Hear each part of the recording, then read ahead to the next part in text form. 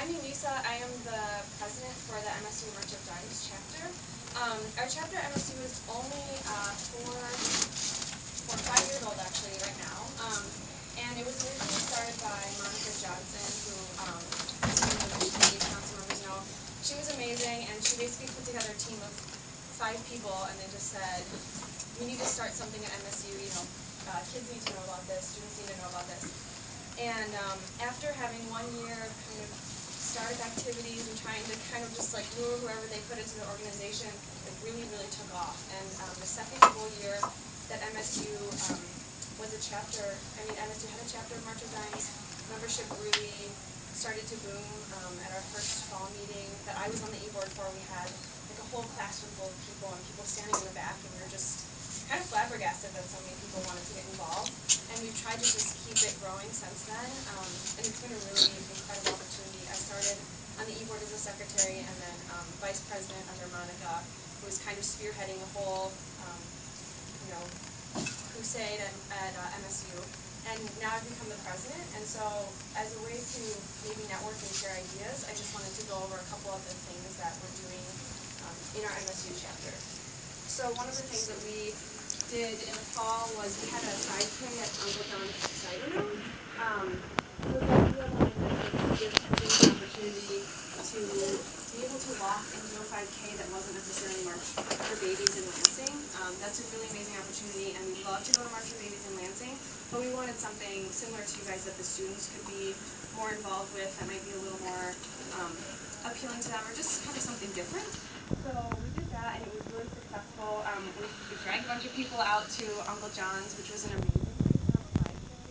They were so helpful with our refrigerated cider and donuts, and that was a really awesome fundraising opportunity for us. Another thing that we do, like a lot of other chapters, is NICU visits, which really allows us to see what we're working for.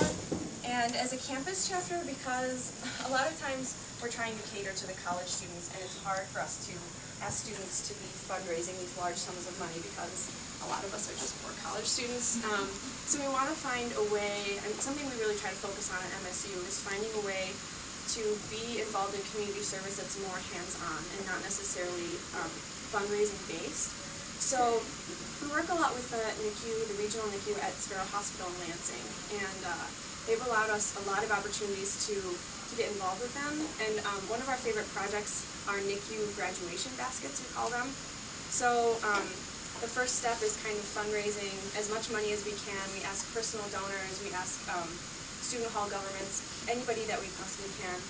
And we put together these laundry baskets that are full of any kind of baby supplies you might need. Having a baby is very expensive, but when you have a premature baby, it's even more costly. And most people are already overwhelmed with the fact that the baby's in the NICU, they weren't expecting this sort of thing. Sometimes they're not even ready for their babies to come home because they're so much earlier than they expected. So we basically go out and shop for all this baby stuff, and we put preemie diapers into the baskets, and bottles, and baby books, and blankets, and little March of Dimes onesies, and March of Dimes stuffed animals, and anything that we can kind of rally together. And our members help us assemble the baskets, and we wrap them all up and put cards on them, and then deliver them to the NICU. And the NICU staff gets to decide which families are best suited to receive the baskets. A couple of times we've actually gone and been able to give the baskets to the families ourselves and meet with them. And it's really, really an amazing opportunity and a way for us to be involved with the actual cause, not just sending money off somewhere to get sent somewhere else. And those things are definitely needed, but as a college chapter, we try to focus more on the community service that we can do ourselves and participate in. Another thing that we just started up last year that was really successful is a high school outreach program. So we go in and we partner with some high school health teachers, and they let us come in, and for a whole day we teach all the health classes, and we kind of just make a presentation about premature birth. And it gets a little awkward because the high school students are like, oh, we're having babies, we're scared of that.